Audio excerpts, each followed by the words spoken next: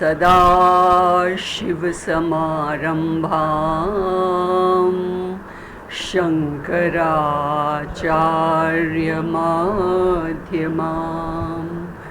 अस्मदाचार्यपर्यन्तां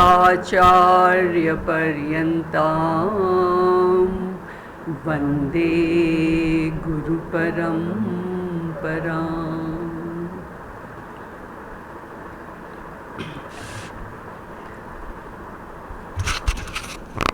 So we have been seeing that Arjuna surrendered to Bhagavan Krishna as a Shishya because he was experiencing extreme grief and delusion because of this war, and he wanted to resolve the dharma sankat which he was facing in the battle, which was whether it's proper to kill his kith and kin and his gurus.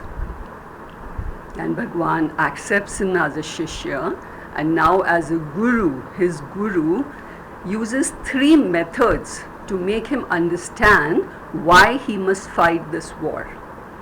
And we had seen these 3 methods in the last class. They are the philosophical approach, the ethical approach, and the worldly approach. The philosophical approach is the subtlest and the highest approach, which alone the Shastras mainly talk about. And this approach makes us understand that here in this world, everything, every object of this world is Atma Swarupam. Sarvam Atmamayam Jagat. There is nothing here except the Atma or Brahman. Understanding this is understanding Advaita. And this approach tells us that Atma is Chaitanya Swarupam. It is of the nature of consciousness. It is akarta, abhokta. It is not a karta and it is not a bhokta. The doer of action is karta and the receiver of action is bhokta. So there is no question of Atma killing anyone or anyone killing the Atma, because Atma and Anatma belong to 2 different orders of reality. Atma alone manifests as the inert Anatma, and Anatma is in the realm of time, whereas the Atma is timeless. This is a very tall order to assimilate. So to help us assimilate, the Shastras give us many examples, and one of the most popular example is that of clay and pot. So the pot is formed in a certain period of time and it can be destroyed also. But its reality, the clay, existed before the pot is formed. When the pot is formed, it's present because the entire pot from top to bottom is only clay, and when the pot breaks, the clay continues to remain. So from the standpoint of the pot vision, there is birth and there is death, but from the standpoint of clay vision, there is no birth and there is no death. And another example which the Shastras give is that of the ocean. In the ocean, from the standpoint of the wave vision, there is birth and there is death.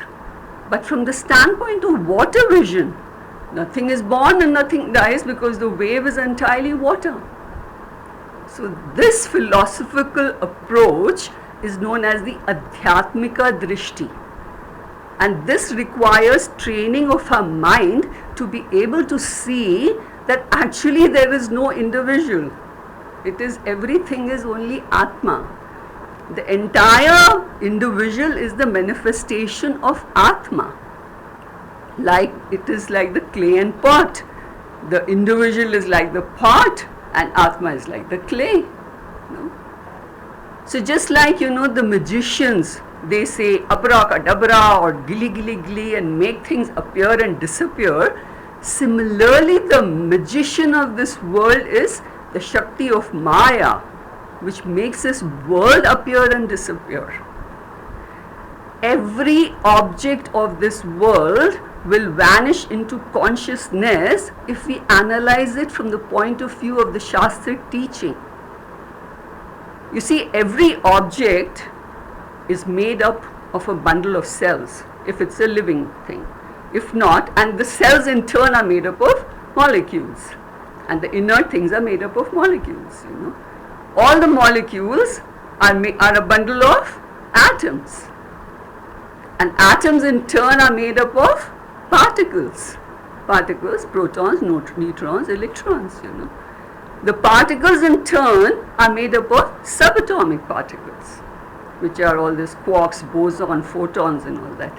वो switch डालो जरा बड़ा वाला. Yeah. So these particles, they are not visible to the naked eye. It's a concept in the mind, And a concept is a thought. It's a notion. A thought is a manifestation of consciousness, witnessed by the consciousness. That's how amazing this world is, So this is the philosophical approach. Bhagwan is teaching this approach to Arjuna right up till the 25th shloka of this chapter, hoping that understanding this mental conflict of his, whether to fight or not to fight, will get resolved. But when he talks all this, Arjuna gives a blank look to Bhagwan, because it is not that easy to rise up to this level so quickly, So seeing that, Bhagwan says, okay, forget about this Atma for the time being, don't worry about the Atma. Let's presume that we all are individuals. And the individuals must live their lives ethically, as per morality, So from that point of view, the ethical or moral point of view also, let us see why it is important for you to fight this war. And this is known as the dharmic drishti. And as per this drishti, the dharma, the swadharma of a kshatriya is to protect the society from adharma. Remove all adharma from the society is the kshatriya's duty, at least it used to be, And to restore dharma in the society, if all the peaceful methods have not worked, then war is the only answer. And this is what had happened in Mahabharata also, because Duryodhana didn't listen to any peaceful method, So this was the war had to be fought, and Arjuna did come very enthusiastically to fight the war, but now because of attachment to his people, now he's getting all confused here, So then Bhagwan says that if this philosophical approach is not understandable to you, and even the ethical approach is still not clear to you, because all the Arjuna's arguments were all regarding ethics only, His entire arguments were this only. That's because he was so well read in Dharma Shastra, he knew Dharma Shastra very well. But in this moment of crisis, he seems to have forgotten that Dharma Shastra has said that dharma is not a hard and fast rule. It has to be interpreted in every situation of life. Dharma requires interpretation, And the person who is going to interpret it has to be kushala in this. He should have the wisdom to do this. Ahead, Bhagwan is going to say in a shloka, yoga karma su kaushalam. You have to be kushala in this. This is where the catch is. Because everyone is doing what they think is right, not necessarily what is right. They are doing what they think is right as per their perspective, and everyone's perspective mostly is colored, it is conditioned. It is like everyone's wearing colored glasses, through which they are looking. The colored glasses is their perspective. That is why everyone handles one situation differently. The difference is in the perspective. So here Bhagwan says that, okay, he doesn't seem to, still Arjuna is not very much convinced after all this, Bhagwan says. So then he talks about the Laukika Drishti, which is the worldly point of view. And he says, that all of us live in this society here, and we are so conscious of our self-esteem, our social status, our name, fame, reputation. We are so worried about what others are going to think. There are some people who will wear such uncomfortable clothes and they go balancing themselves on heels, not just heels, pencil heels, you know. They are so uncomfortable doing that, but they are going to do that because they want to impress this world. What is all these people, what are they going to think about me? So most of the people are doing the right thing only because of this factor. What will others think about me is the factor why some people even do the right action. So keeping that factor in mind, Bhagavan tells Arjuna, okay, this is also a big factor. This is the reason why so many people do the right thing. So you also have to do, if you have to fight the war for this reason, you fight the war. If you don't fight the war, you're going to get ill fame, you lose your honor. People are going to make fun of you, you know, that this chap came to the battlefield and he saw us brave Kauravas, then he got scared and he ran away. Army word is that bhagoda. डर के मारे भाग गया सबको देख के. So he says, you please, for this reason keep this in mind, you know, for this reason you have to fight this war. So he talks about these three drishtis: adhyatmika drishti, dharmik drishti and laukika drishti. And from all three drishtis he makes Arjuna understand why it's important to fight this war. So here till the 25th shloka of this chapter, he talks about adhyatmika drishti. Then in the 12th shloka, in the last class we had seen that Bhagwan has made Arjuna understand that Atma is Nitya. Nitya means always present in all three periods of time, past, present and future. And the actual person is Atma because Anatma is Jad Tattvam. So the person is Atma, you know. So he says that Bhishma and Drona, they are Atma, and you cannot kill Bhishma and Drona's Atma. No matter how much you try, you can't reach there. That belongs to a different order of reality. So you shift your attention from the Anatma of Bhishma and Drona, which you are so attached to, you have so much of reverence and regard for that Anatma. You shift your vision towards the Atma and please do your duty. And then in that shloka he had also said, Sarve Vayam Atah Param. Sarve, all, Vayam, we all. So he is not just talking to Arjuna, he is talking to humanity. He is talking to each one of us personally. We all, he is saying, we all are Atah Param. We are eternal. We are Nitya. We are never born and we are never going to die. So there is a very beautiful stotra called Shiv Panchakshara Stotra. Panch Akshara. It is based on 5 aksharas of Namah Shivaya. Namah Shivaya has 5 aksharas. Na, Ma, Sha, Va, Ya. So there is each one para on one of these aksharas. Beautiful stotra, you know.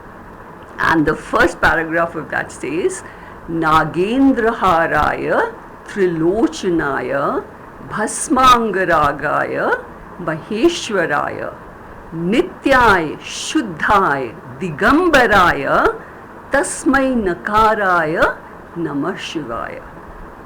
So Nagendra Haraya, who is wearing the har of Nagas, he is wearing snakes around his neck, which depicts the Ahankara, because Ahankara goes around biting and stinging everyone. Whomever it interacts, the Ahankara is going to sting.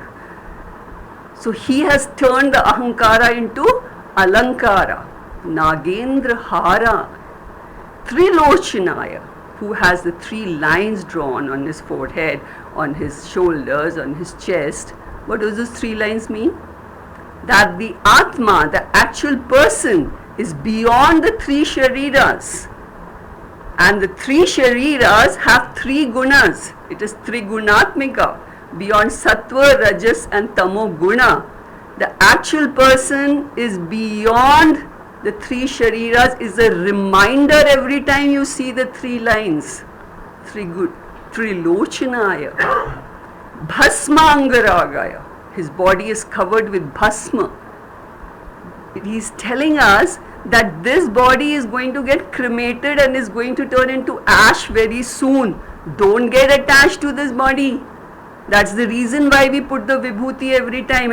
We are reminding ourselves that this is going to go, this is going to get cremated, this is going to turn into ash. Maheshwaraya, who is the God of all gods.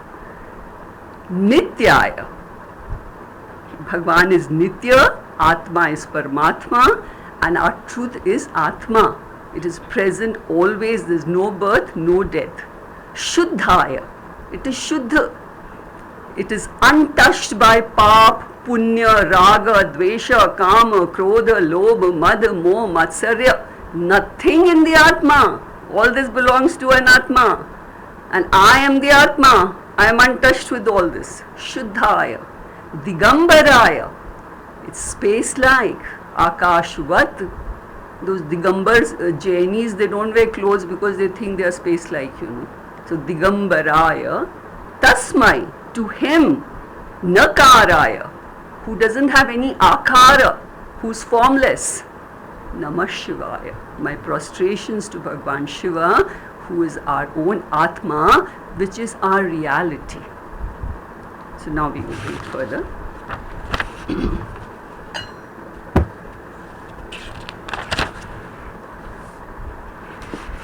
Dehi nosmin yatha dehe Kaumaram yauvanam jara Tatha dehantara praptihi Dhirastatra na muhyati Dehi naha means the indweller of the body. It's also called Dehi. Dehi naha also means Dehi, the Atma, the Jiva. Asmin, this. Yatha, just as. Dehe, in this body. Kaumaram, childhood.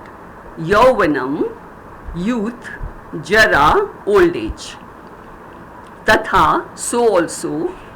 Deha antara praptihi, getting another body after death. Dhiraha, a wise person. Tatra, regarding this. Na mohyati, he has no moha, no confusion, so no worry, no grief. Dhira knows this very well. So previous shloka Bhagavan told us how Atma is Nitya. In this shloka he is telling us how Anatma is Anitya. So this Deha is inert and it gets enlivened because of the Dehi Naha or the Dehi indwelling it. Right? The Atma is the Dehi or the Dehi Naha, which alone is life, and this Deha is inert.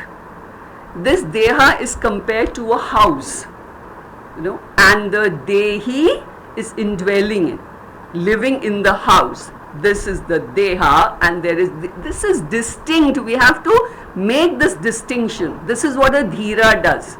A discriminative, intelligent person, wise person can make this distinction for moksha. That's what is moksha. You make this distinction and you are mukta, So this is compared to a house, and it is the house in which we live goes through repairs, repainting. It requires so much of work. It gets worn out after some time. Sometimes we shift the house because of this reason. Sometimes the house is demolished because of this reason, Or the Deha can be compared to the clothes which we wear. The clothes also get worn out after some time. We may repair the clothes and continue wearing it if we love the clothes a lot, but eventually they'll have to be discarded and we have to get new clothes. So similarly, this Deha is which changes it undergoes changes, not the Dehi. Dehi remains the same throughout. So here Vedvyasa ji talks about 3 stages which this Deha goes through. He says Kaumaram, childhood, Yauvanam, youth, and Jara, old age. Before Kaumaram, there is a stage of Balyam, baby stage. He has included this in Kaumaram, so it is understood. So these are the threefold stages our body goes through, and each stage is distinct from the other, right? When Kaumaram goes and Yauvanam comes, what changes happen in the body, Like for the boys will change, mustaches coming out, beard coming out, they have to start shaving. The girl's body goes through so much changes. And the youngsters, they are very happy about this because they are in such a rush to grow up. Only later they remember, oh, those good old days, we used to keep playing all the time, no responsibilities, that Kaumaram is gone. So there is death of Kaumaram and there is birth of Yauvanam. But there is no problem because Yauvanam is so attractive.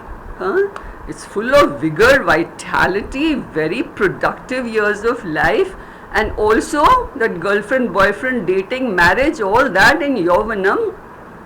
But unfortunately, before you can say Jack Robinson, the Yauvanam is over, and then arrives the dreaded Jara with all its aches and pains, So there is death of Yauvanam and there is birth of Jara.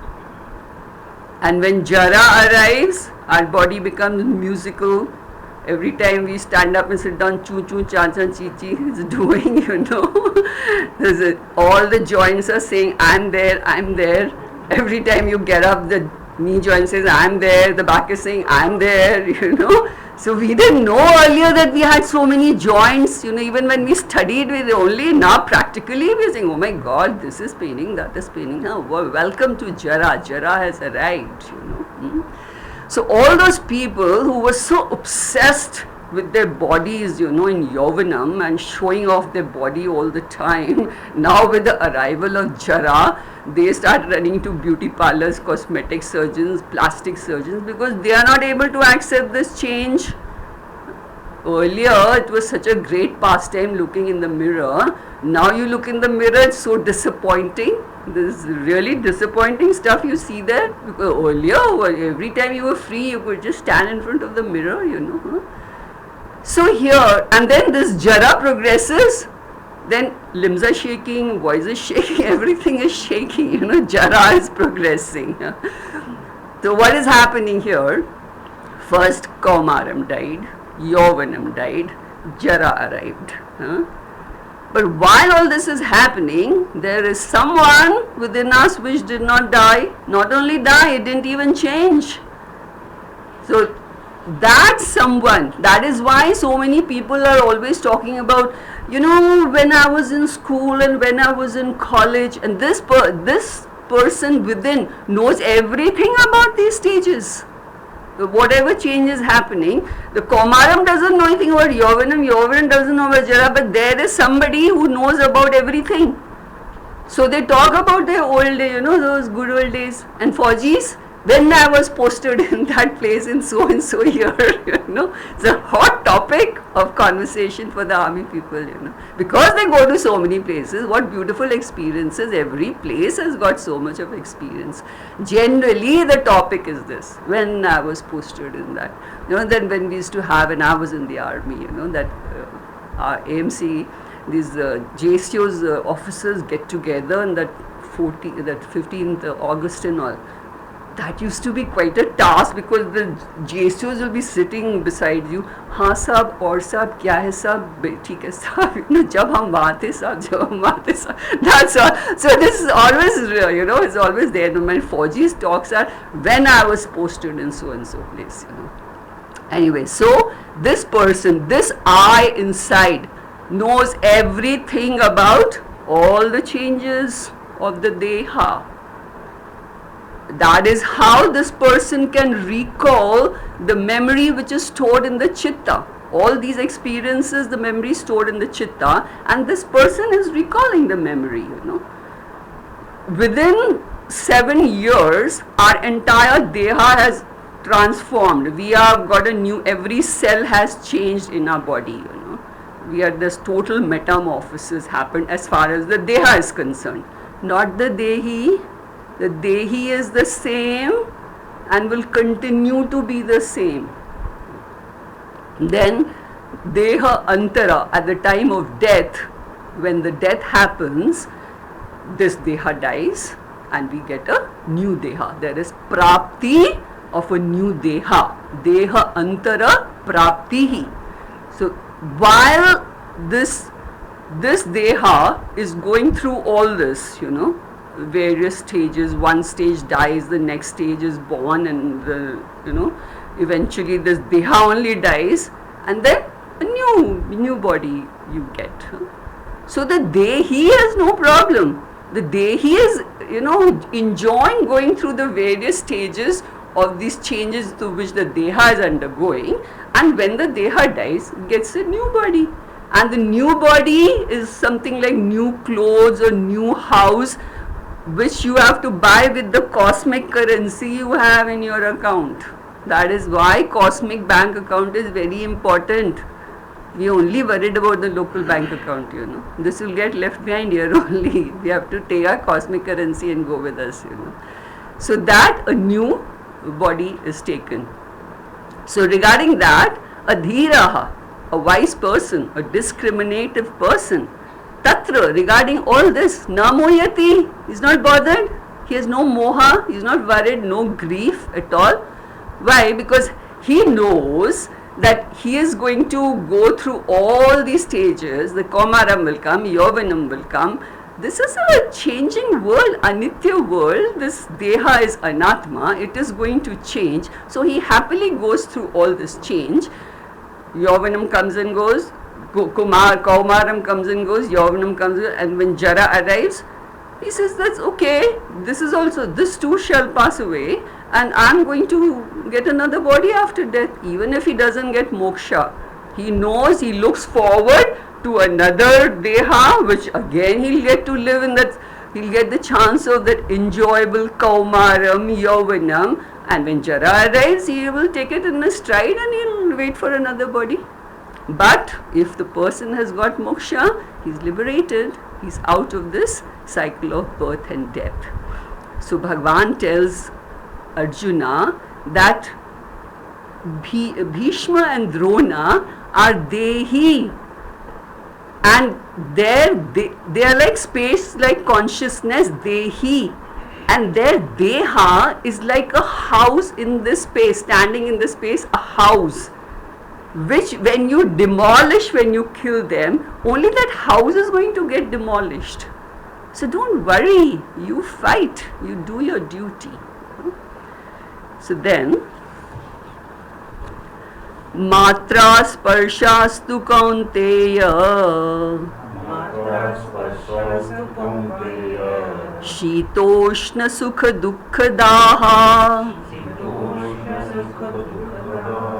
Agama payino nityaha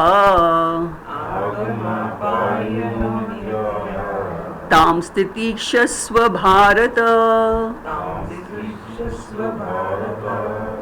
Matra means the sense organs. Sparsha means the sense objects. Tu, indeed. Kaunteya, Kuntiputra, Arjuna. Shita, cold. Ushna, hot.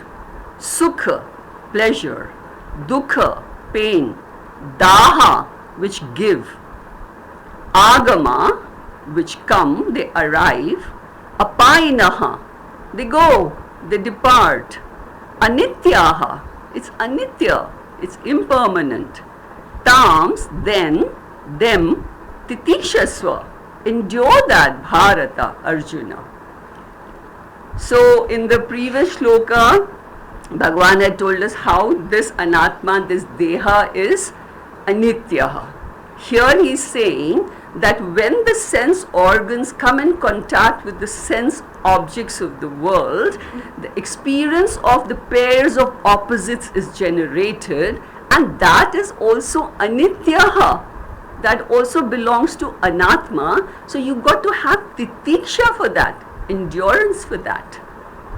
So first, to know this, we have to understand the nature of anatma and accept the nature of anatma. And before that, we have to know the nature of atma and accept that nature, so that whatever is not atma is anatma. So wisdom is to accept the nature of things as it is, because the nature of something will never change. Nature of something will not change, because what doesn't change is the nature of something. Whatever doesn't change is its nature. The heat will always be hot. We can never change that. The fire is always hot. The ice is always cold. That is its nature. You cannot change it. So an intelligent person doesn't struggle in changing the nature of something. Struggling to change the nature is sheer waste of time. So he learns to change his attitude towards that object. The attitude is in our control, so we can change it. Whatever's in our control only we can do over here. This world is not in our control, So I can change my attitude towards any object of this world. And changing the attitude means only accepting the nature of something. If there is non-acceptance, there's going to be trouble, Like when summer comes, summer's nature is hot. It's going to be hot. The people is, oh my God, it's so hot, always complaining. Instead of complaining like that and wasting your energy, we must marvel at this God's creation. What a source of energy is created 9 crore miles away, and because of that we are sweating here. So even sweating, instead of cribbing about sweating, we have to marvel the inbuilt thermostat Bhagwan has given us, So one gift is that sun, the other gift is the sweating, If we didn't sweat, we would fall ill. So first we must learn to accept the nature of inert things around us, And then progress to accept the nature of living beings around us. And in that, the most difficult are the human beings. Irritating everybody around, They are the ones who are troublesome. Out of all the species is the human beings, So there was this lady traveling in a train with her husband, and they had caught the train in a rush, So the husband was supposed to pick up the water bottle, which he forgot. And the train didn't have a pantry car, so they didn't have any water. Now this lady went on and on. I'm so thirsty. You didn't bring the water. I'm so thirsty. This fellow says that, see, there's no water. I can only get the water when the station comes. When the station comes, I'll go and get the water, But no, she won't stop. Oh, I'm so thirsty. All because of you. You didn't bring the water. I'm so thirsty. So eventually the station came, and he went and got some water, thinking now she'll stop nagging, So she drank that water, and this chap thinks, thank God it's over. Then she said, I was so thirsty, You didn't bring the water, I was so thirsty, Because that's her nature. She won't quit nagging, So then until we learn to accept the nature of people around here, we are going to have problems. So it's better to have, know this fact and not have any resistance, Because the definition of sorrow is what? Resistance to facts is sorrow.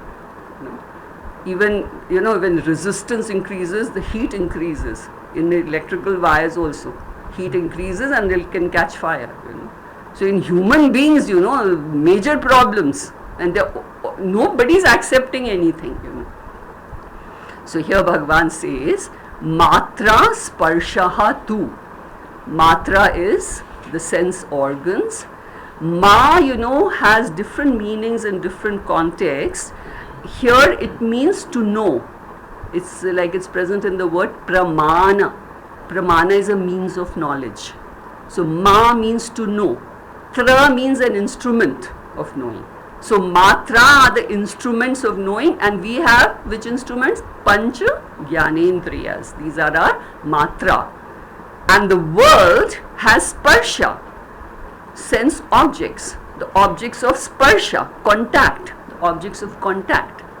So we have the matra, and the world Jagat has sparsha, and these two are open to contact.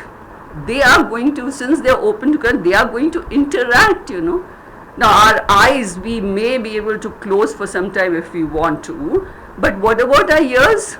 They are open all the time. That is why people are passing such wonderful comments, so that this person can hear, you say those things, so that sarcastic remarks, so that when the person just crossing, say a sarcastic remark, so that they get it.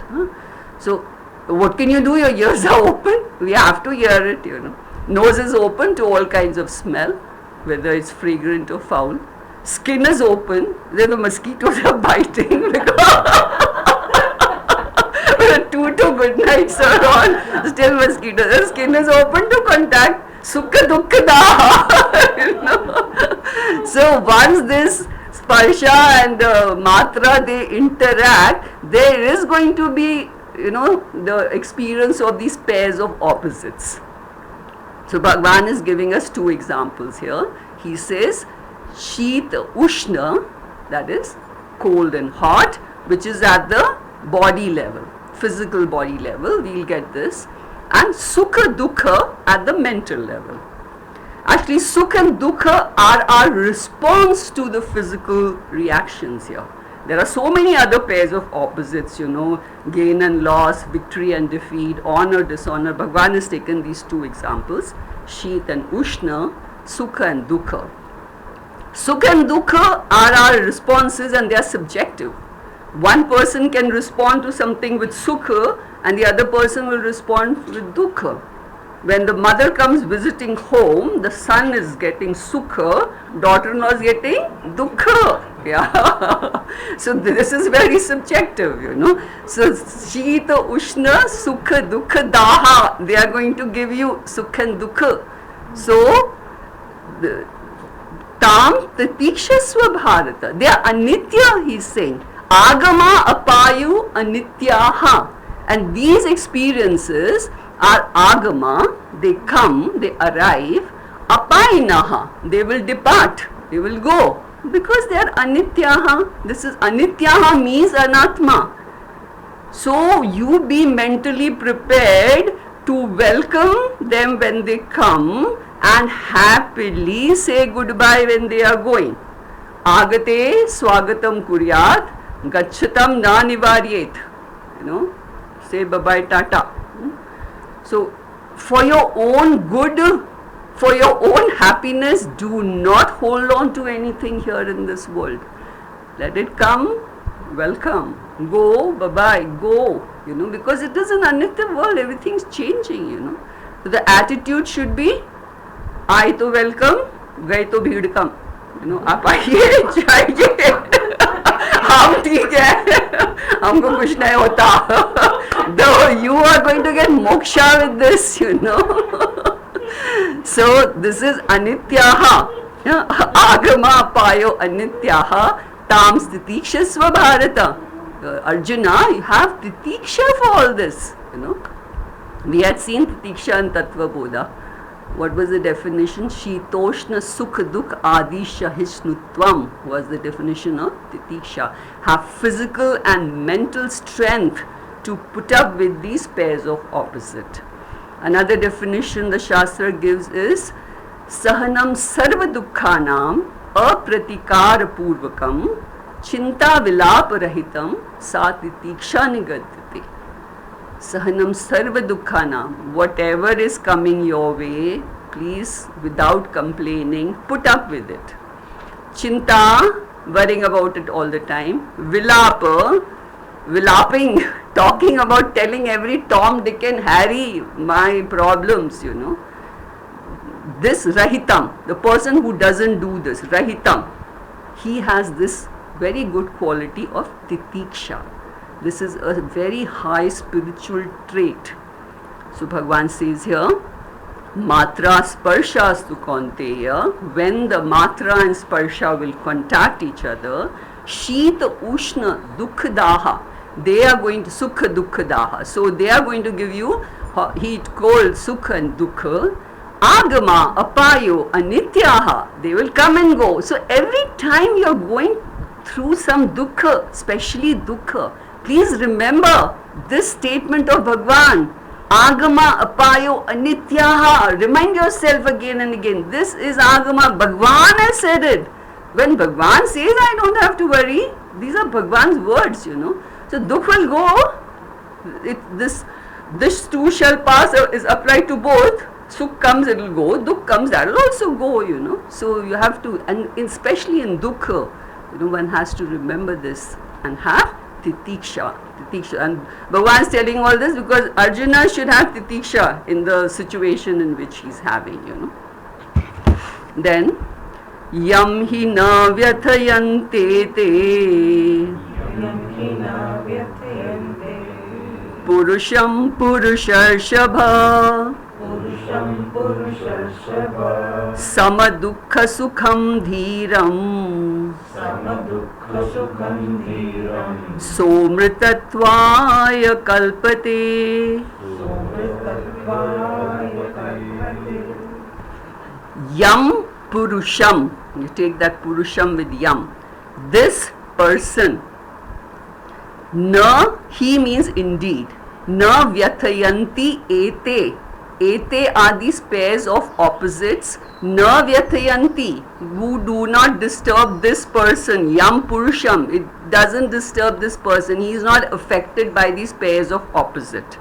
And he calls Arjuna Purushar Shabha, who amongst the Purusha is Rishabha, very prominent. Arjuna was like that, Sama Dukkha Sukham, who remains equanimous, Sama, equanimous in Sukh and Dukkha.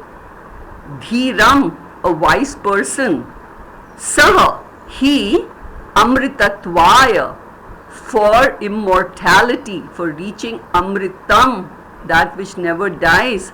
Kalpate is fit, he alone is fit to reach Amritatva. So here Bhagavan is saying that this faculty of endurance, this mental strength of titiksha alone, which is very, very important, with that alone you can have sama, you can retain equanimity during sukh and dukkha. And the person who can do that alone is fit to become mukta. He alone can realize this truth, So, yeah. So here he's calling Arjuna Purushar Shabha, Purusha Rishabha. One who stands out, in a crowd. Just like, when all those cows are standing, a herd of cows, the bull stands out, that huge bull with that hump at the back. You can point, oh, that's the bull, Similarly, Arjuna was like that, He would just stand out in the crowd, He was a man of such great accomplishments. He had such tejas, brilliance on his face, He was so well recognized in the society. Actually, before anybody, he is the best kind of a human being. The best example of a human being is Arjuna, And before anybody even dreams for moksha, one must try and become like Arjuna. In every way, we have to imitate Arjuna because he was such a good person. He should be our role model.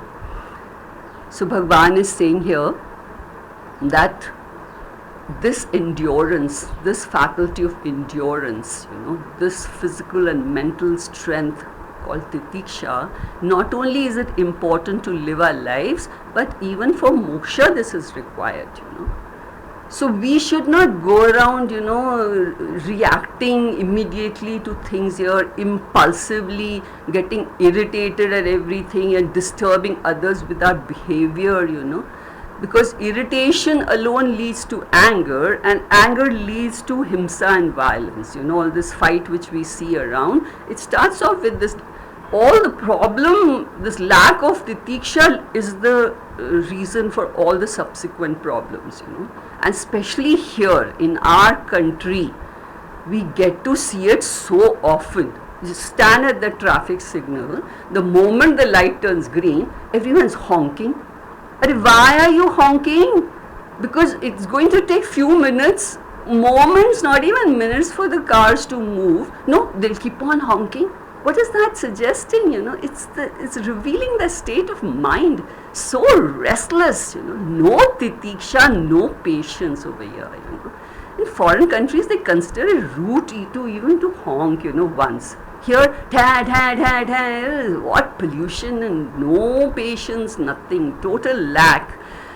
Then see how we stand in queues here. Oh my God, it's pathetic, There, in those countries, they know how to stand decently with manners, with little space between people. Here, no, everybody's climbing on each other, pushing, restless. All this is showing what? No patience, total lack of titiksha here. And we need to develop that. We'll develop our country if we develop all this. The basics things are lacking over here. So Bhagavan says here, yam hi na vyathayanti ete. To that Purusha whom all these pairs of opposite na vyathayanti, they don't disturb this person, because he knows what?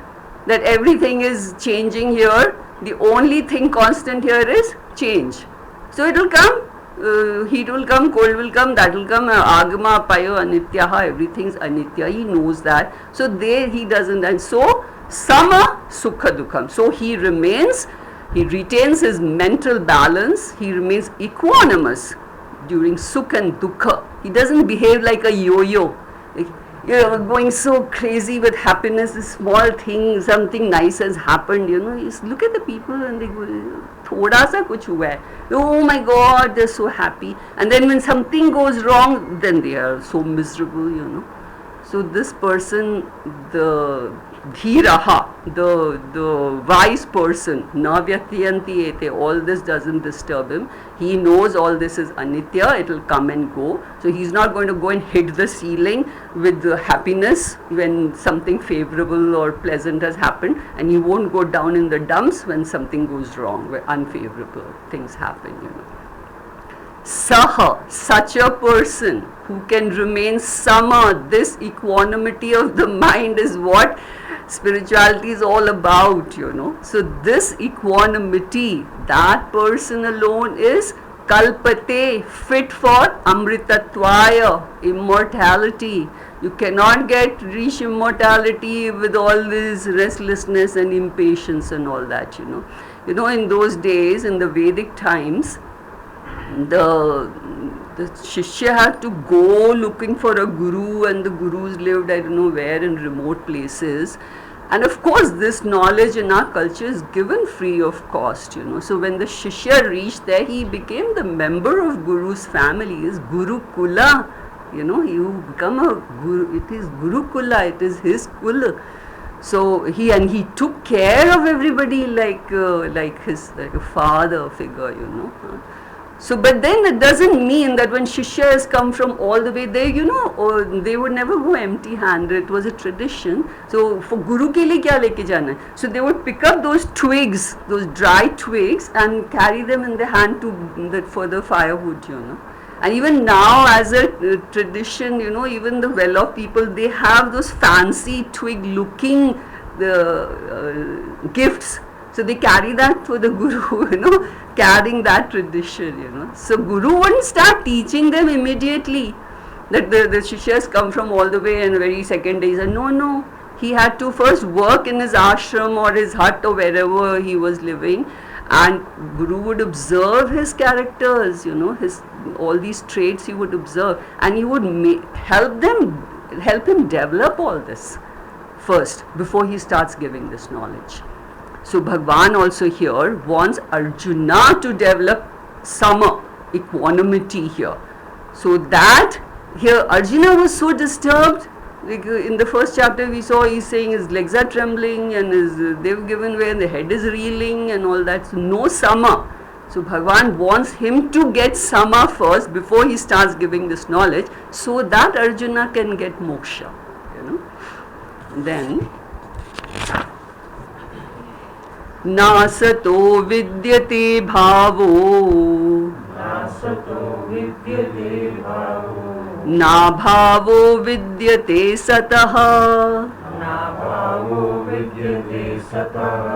ubhayorapi drishtontah tvanayos tattvadarshibhi na asata vidyate bhavah. Bhava means existence, and in the scriptures existence means always independent existence. So for the asata, for the unreal, there is no independent existence, because it is like the pot and the clay.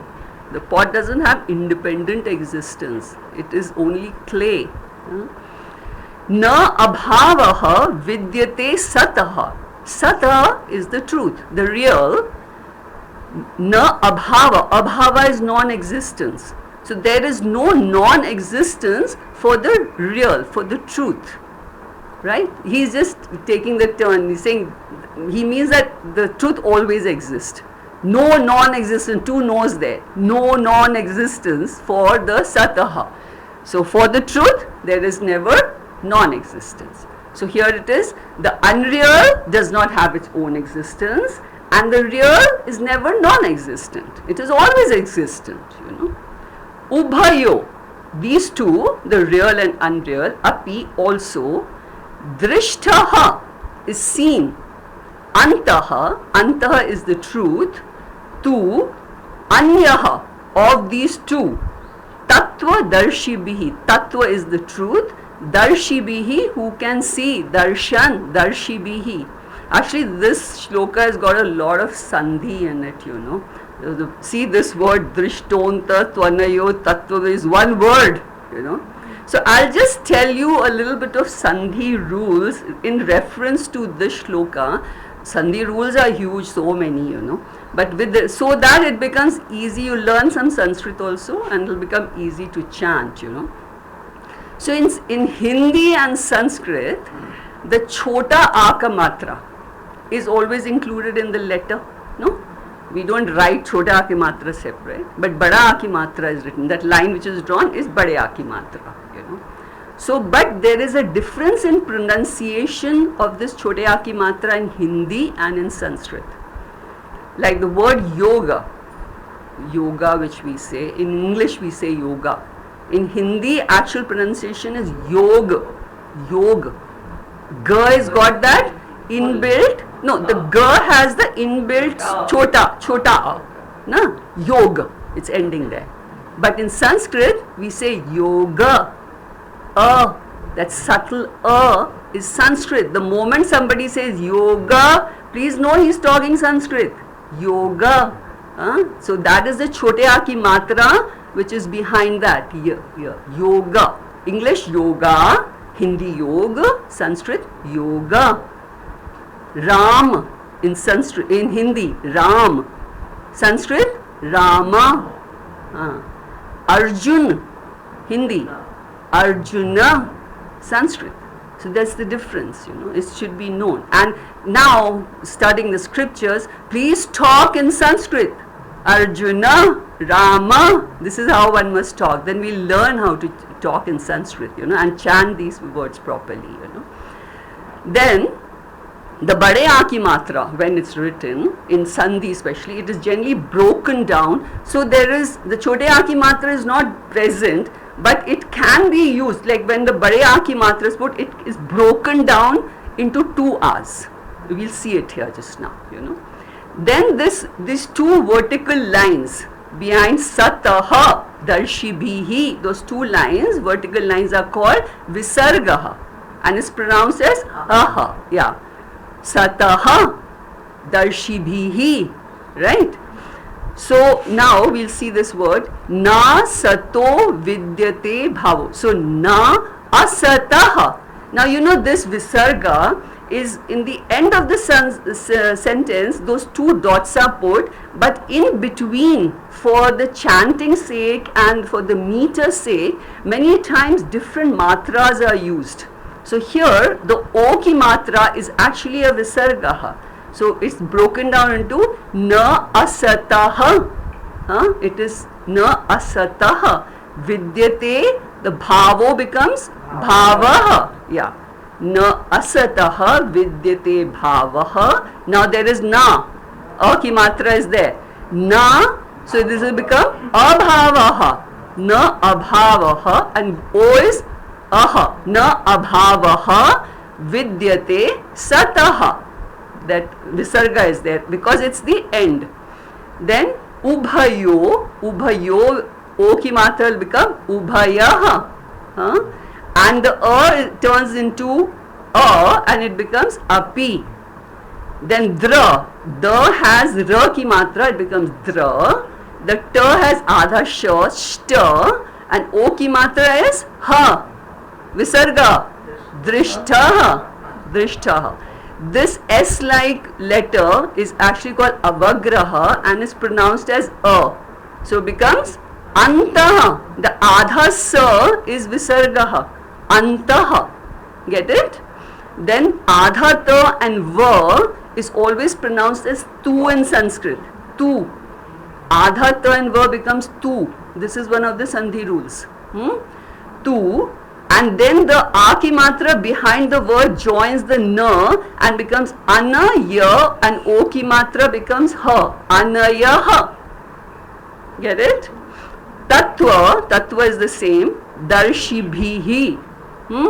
So when we are chanting, we can just go as it is written. Sometimes in between, people for meter sake they say ha in between also, but generally you can go just as it's written. Nasato vidyate bhavo na bhavo vidyate sataha ubhayorapi drishtontaha tvanayos tattvadarshibhihi. But when we break it, it breaks into na asataha vidyate bhavaha, na abhavaha vidyate sataha, ubhayaha api drishtaha, antaha tu anyaha tattva darshibhihi. Get it? This needs a little bit of practice. Real fun actually to chant like this and break up sandhi, you know. So this shloka is, what it's trying to say is, for the unreal, asataha bhava na vidyate. It has no independent existence. Its existence is as though it's existing. Just like we see in darkness, we see the snake on the rope.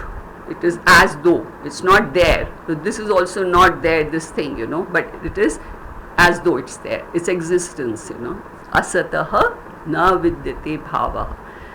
Abhavaha vidyate sataha. And for the real, there is never abhava. It is always existent. Ubhayorapi. For these two, drishtaha is seen. Antaha is their truth. Anyaha of both the real and unreal. Their truth is seen. Drishtaha by tattvadarshibhihi. The knower of the truth. Tattva is the truth. Darshibhihi, who can see this truth. So the truth of these two is seen by tattva darshibhihi. Seen doesn't mean physically actually seen. It is cognitive understanding of the truth and what is not the truth, you know. Because he is seeing something which the others miss out. He is seeing that all this changing phenomenon of anatma which is happening is not possible without a changeless substratum. The change is not possible, you know. So he knows that, and the others miss it out, you know. Just like the moving train cannot move without the tracks which are fixed there. Otherwise the train cannot move. The flowing water in the river cannot move without the riverbed which is fixed there. Similarly, anatma cannot change without a changeless substratum which is the Atma, this nobody can see. This amazing world, whatever is visible here is not real, and the real is invisible. This is what has to be seen. A Tattvadarshi Bihi sees that, So we all have to become Tattvadarshi Bihi and be able to see this fact that we are actually Nitya Atma. Right? We'll see it later. Om Purnamadaha Purnamidam Purnat Purnamudachyate Purnasya Purnamadaya Purnamevavashishyate. Om Shanti Shanti Shanti Hari